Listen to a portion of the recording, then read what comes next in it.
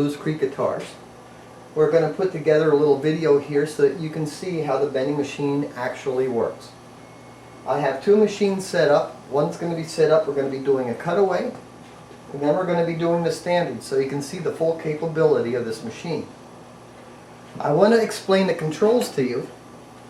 This is a timer controller that you'll get with the machine. This is called the VSI switch.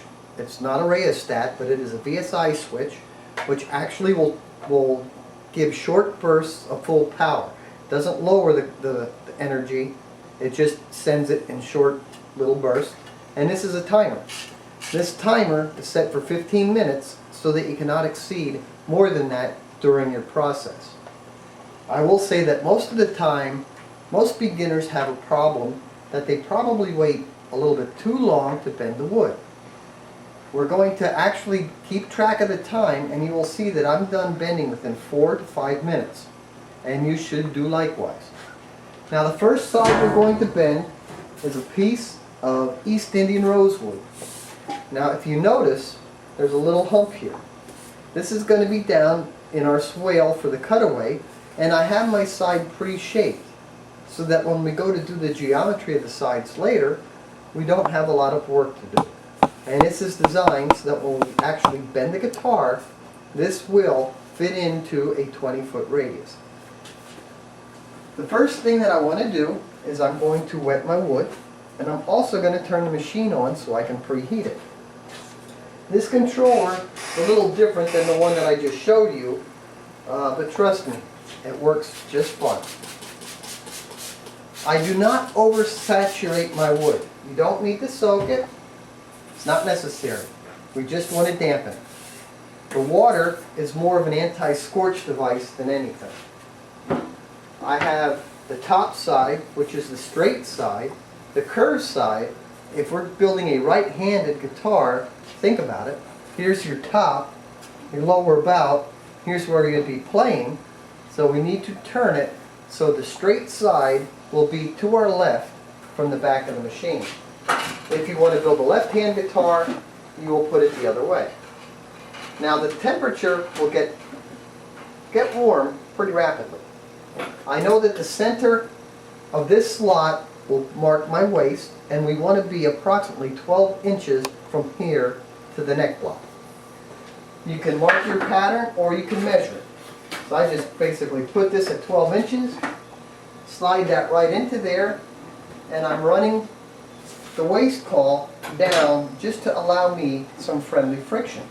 I can now align things where I need to be. I want to be parallel to my pattern. I want to be supported by my slats. I can take this test bend and you can see I'm going to cover my pattern, so I am safe to go. I take a thermometer and I will put that underneath the blanket. And I'm going to have slat, wood, slat, blanket. I take my hold down, attach the springs.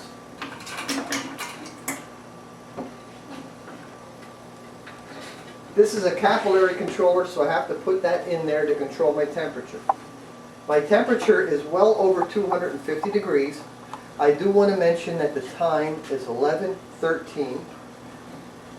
Notice the springs are holding the hold down against the pattern. Normally I will do the lower bout, the upper bout, and then the waist. With the cutaway, I do half waist. I leave this about 1/4 to 3/8 of an inch off of the pattern. And now I want to bend the cutaway. Here is where it can get tricky because I'm doing two bends at once. I'm checking to see that I have moisture in my wood, and I don't. I will add a little more water, and you can hear it sizzle. At this point, I'm going to do two bends at once. I bring the ram down, and as it starts to pick up, I can just start cranking. And I'm doing two bends at once. I'm lifting up with my left hand and pretty much letting my ram catch the pattern. As it catches the pattern, I will be able to let go with my left hand. This does get hot. You may need to wear a glove the first couple of times till you learn where you can put your hands. I am just about on the pattern now, and now I can just turn the crank. As I turn the crank, this will bottom out down here. You can see this picking it up.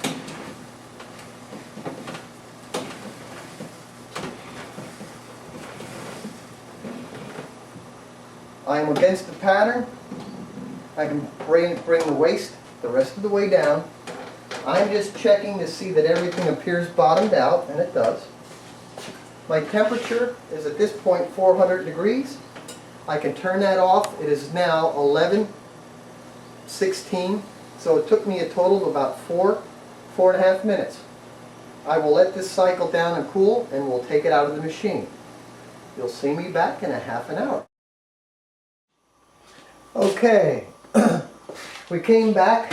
We're now cooled down, and in order to take a cutaway out of the bending machine, there is a technique to do this to reduce your risk of cracking.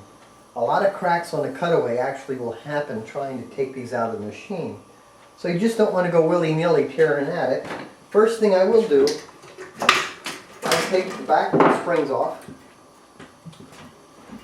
I will release tension here. Now I'm going to loosen this up, but I'm not taking it out all the way because you'll see why. I'm going to back this off, maybe about 2 or 3 turns. You can see that I'm free here now. Now, I'll take this waist caul out altogether. Now this keeps the stress pretty consistent so I don't have any sudden releases. And in order to take it out, I have this tightened now. There's a little wing nut. I can actually push in on here, pull my pin, keep a little tension there, and now I can just walk this right out. And this affords bringing this apart without overly stressing any one area. And as you can see, we have the cutaway side. There's no cracks. And that's ready to become a guitar. We have it bent the right way.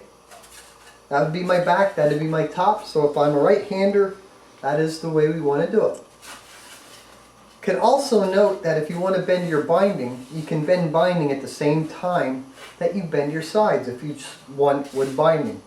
It's not a complicated process, just do it the way that I did it right here. Now, as I told you before, we have this little rise here that when we go to do the geometry of the shape for the dish, you'll actually be able to see slightly. If I can hold this flat right here, you'd actually be able to see the radiusing that is actually designed into that bend. And one way I can help you to see that a little bit better